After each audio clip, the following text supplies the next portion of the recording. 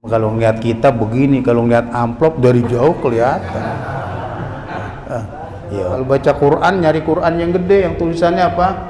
Gede, iya tuh. Tapi duit itu kan kecil.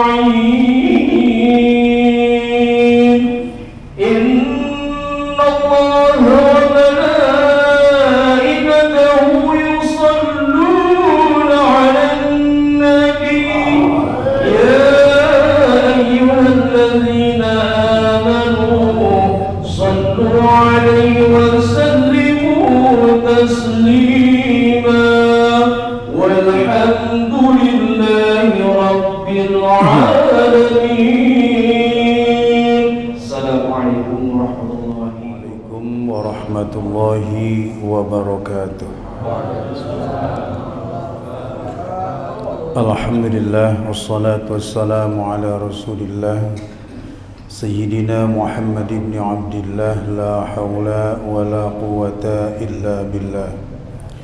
Rabbi israh li sadri wa yassir li amri wahlul 'uqdatam min lisani yafqahu qawli, amma ba'd. Al-mukarramun jamaah Majlis Ta'lim Al-Jihad, mudah-mudahan kita yang hadir pada malam ini di Mushola Fathul Qulub senantiasa mendapatkan rahmat dan berkah dari Allah Subhanahu wa taala. Sebagaimana biasa, sebelum kita mengawali kajian dan ta'lim kita, terlebih dahulu kita baca suratul Fatihah. Kita niatkan pahalanya untuk arwah para orang tua kita, keluarga kita, sanak famili kita, karib kerabat kita, mukminin, mukminat, muslimin, muslimat, wabil khusus para ulama, para guru, para masyayikh dan asatidzah kita. Mudah-mudahan ilmu yang kita kaji dan kita pelajari membawa manfaat fid din wal dunya wal akhirah.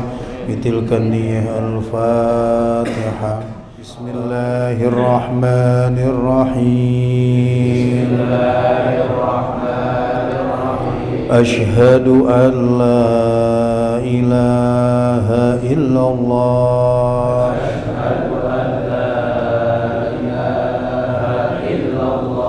wa ashhadu anna Muhammadar Rasulullah.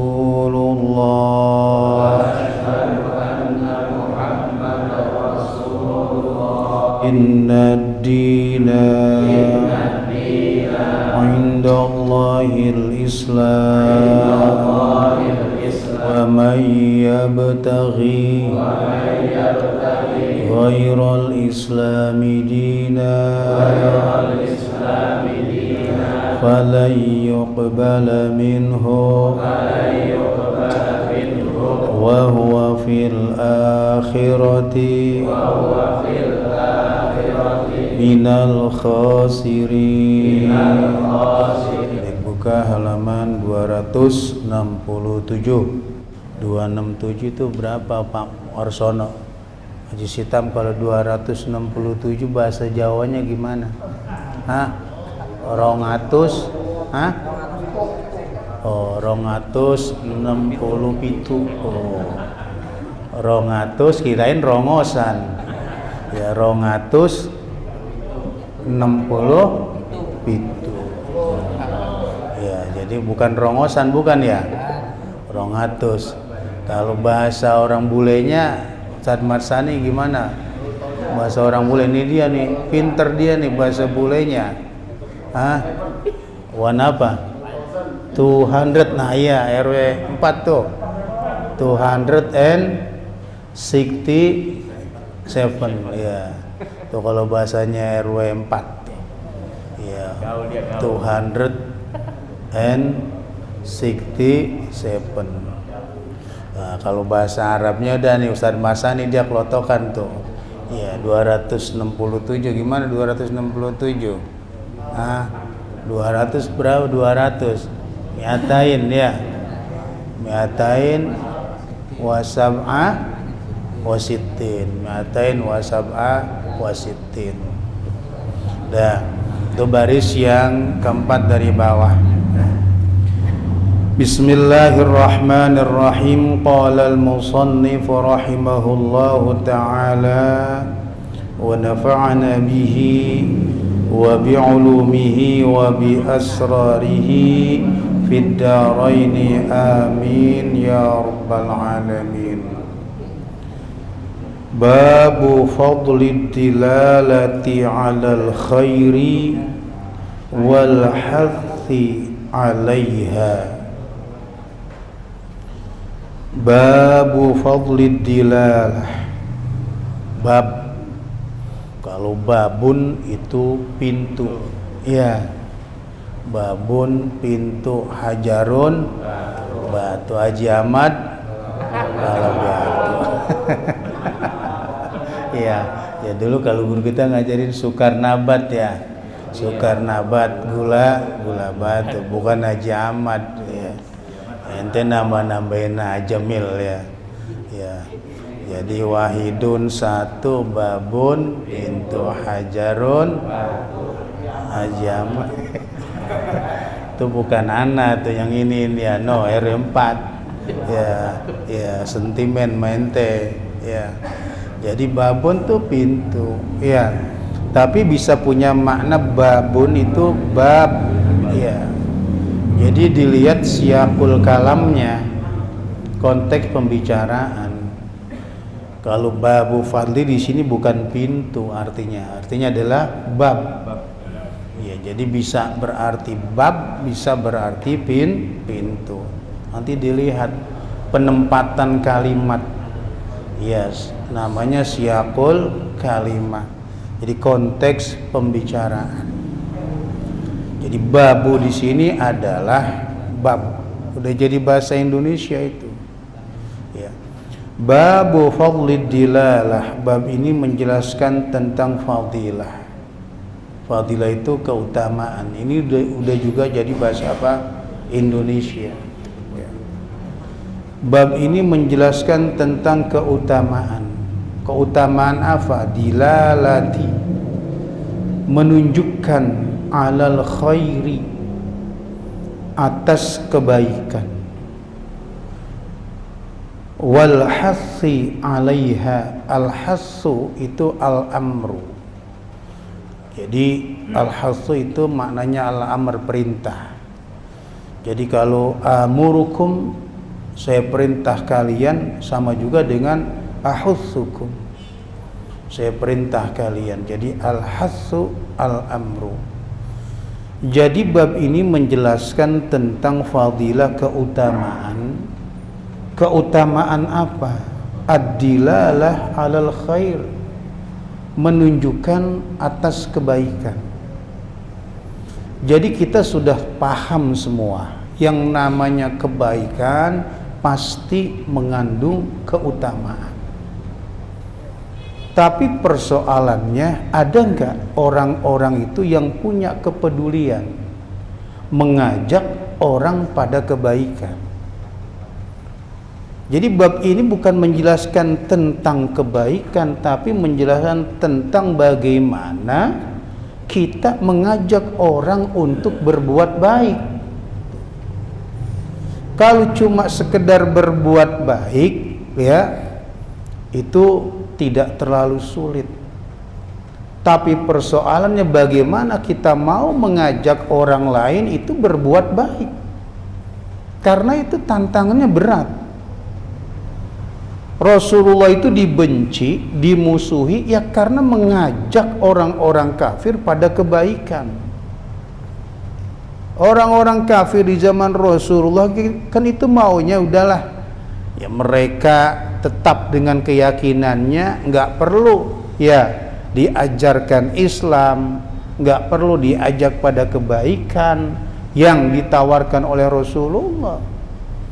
Jadi justru permusuhan itu bermula dari ajakan Nabi kepada orang-orang kafir untuk masuk dan memeluk Islam. Makanya hidup itu jangan egois, jangan mentingin diri sendiri.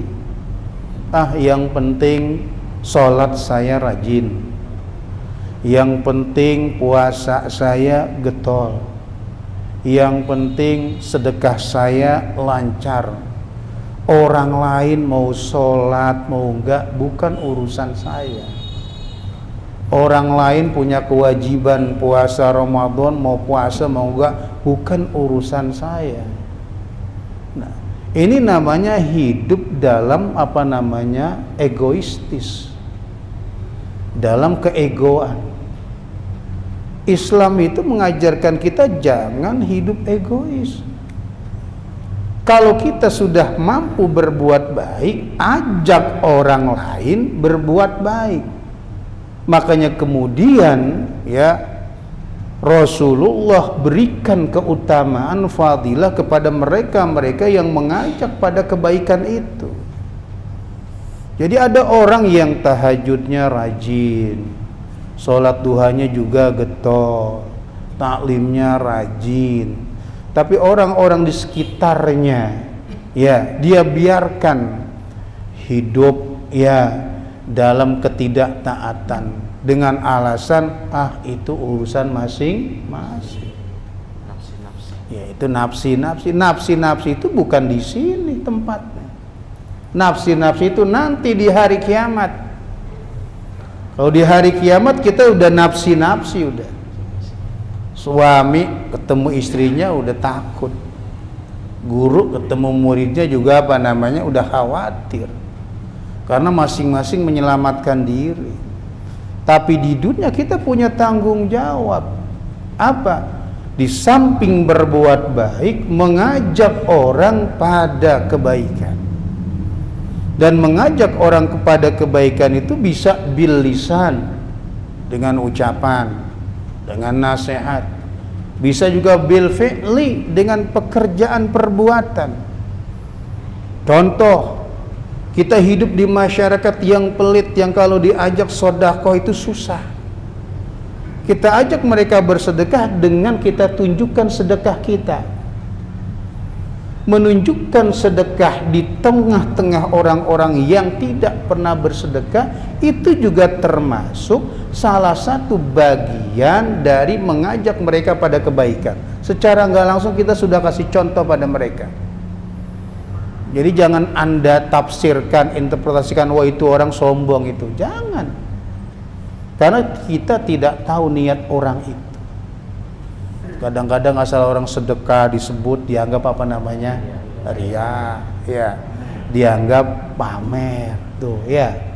Oh, mentang-mentang sedekahnya gede diumumin, ya. Mendingan gede diumumin daripada kecil diem-diem. Ya. Udah kecil, ya diem-diem, hamba Allah. Yang ngakunya hamba Allah, sedekah, mengikuti perintah Allah takut.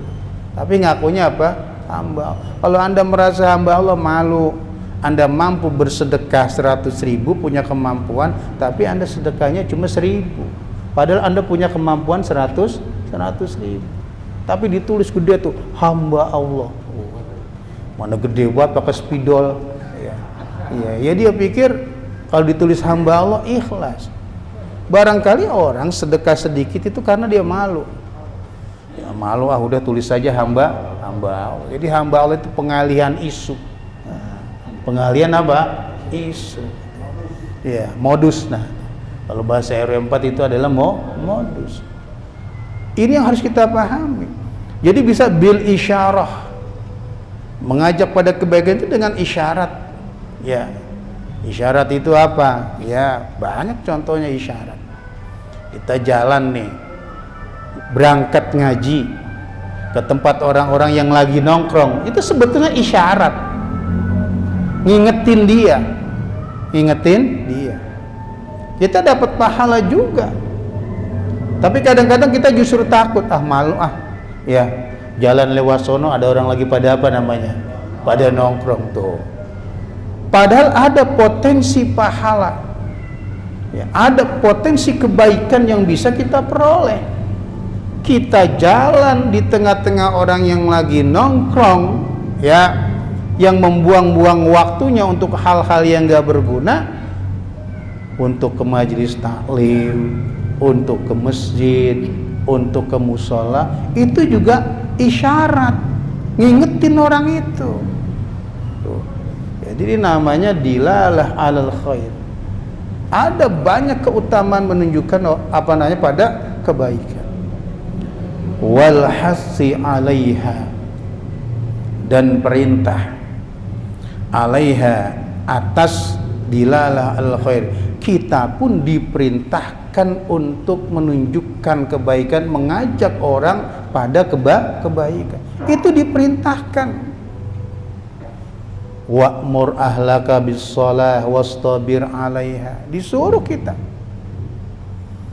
Jadi ada perintah juga untuk mengajak orang pada berbuat baik. Kalau orang Islam sifatnya ego, maka Islam gak akan berkembang.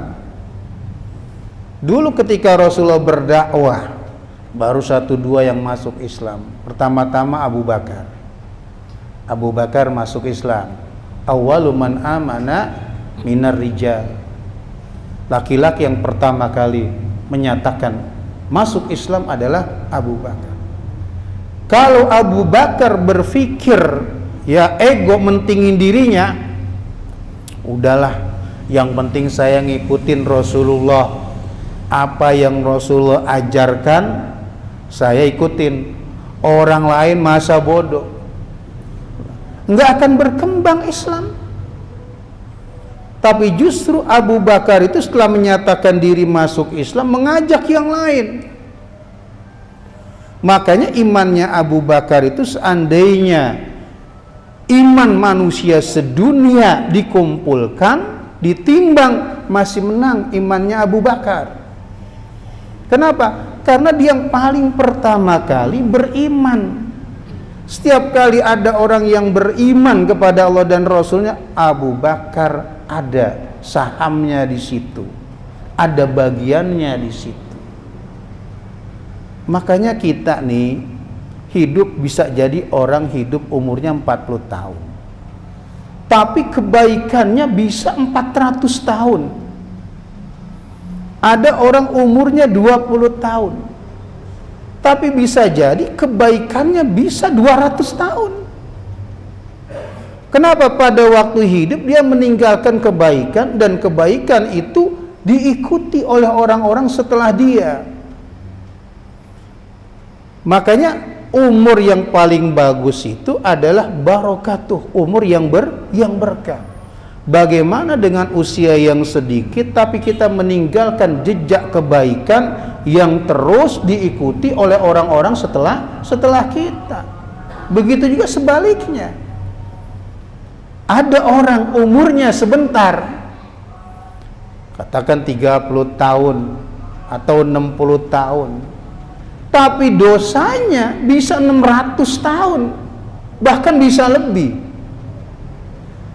Kalau dia meninggalkan jejak keburukan pada waktu hidup dan ditiru oleh orang-orang yang hidup itu secara terus-menerus. Makanya kalau kita baca hadis nih ya, kita kenal yang namanya Qabil dan Habil. Ya, itu kan dua-duanya putra Nabi Adam. Qabil dan Habil. Itu kata Nabi, ma tuqtalu nafsun zulman illa kana ala ibni adam al awwal kiflun min damiha innahu awwalu man sannal qatl. Setiap kali ada terjadi pembunuhan di mana aja ya, terjadi pembunuhan, dibunuh secara zalim. Jadi bunuh secara zalim itu bukan orang yang dibunuh karena qisas, karena secara zalim dibunuh. Itu anak Adam ya yang bernama Qabil, kiflun min damiha, dia dapat bagian dari dosanya itu. Kenapa? Innahu awwalu man sannal qatla, dialah yang pertama-tama nyontohin orang membunuh. Jadi tiap kali ada orang dibunuh, kebagian itu si Qabil tuh, karena dia mula-mulain, iya ngawalin dah. Ya kalau orang sekarang itu yang bawa dinutannya ya, kalau orang ngebon tuh. Ya. Itu kata Nabi dapat dia. Makanya kita nih hati-hati di dalam hidup. Ada satu ungkapan yang mengatakan wailun liman mata walam tamut sayyi'atuh. Celaka orang yang sudah mati tapi keburukannya masih hidup. Tuh. Diikuti oleh orang lain. Maka jangan sekali-kali kita mempertontonkan keburukan, apalagi mengajak pada keburukan, karena kita khawatir itu akan menjadi dosa jariah kita. Bukan cuma ada sedekah jariah, Pak. Ada sedekah apa? Jariah. Kan gak enak banget. Orang-orang dapat kiriman pahala, kita dapat kiriman apa? Dosa. Ngalir terus. Makanya penting buat kita itu untuk memahami. Ya, ajak orang pada kebaikan supaya apa? Dengan mengajak orang pada kebaikan, orang itu berbuat baik, kemudian orang lain berbuat baik karena orang yang kita ajak, kita akan dapat bagian dari kebaikan itu.